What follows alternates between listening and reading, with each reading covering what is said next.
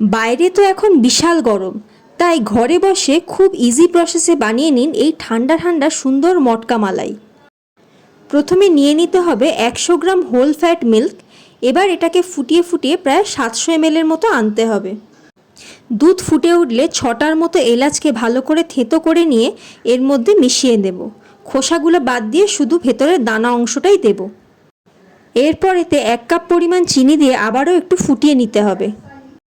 এবার আলাদা একটা কাপে একটুখানি দুধ নিয়ে তাতে 1 প্যাকেট পরিমাণ আমুলের গুঁড়ো দুধ দিয়ে দেব।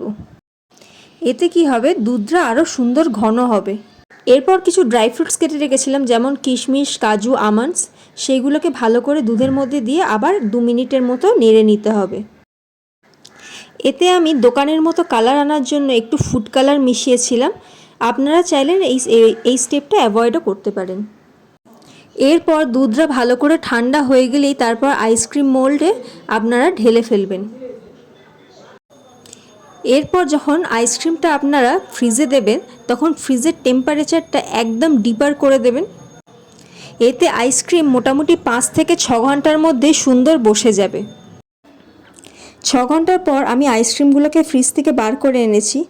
দেখুন কত সুন্দরভাবে বসে গেছে। একবার যদি এই প্রসেসে আইসক্রিম বানিয়ে দেখেন, দেখবেন দোকানের আইসক্রিম আর মুখে ভালো লাগবে না।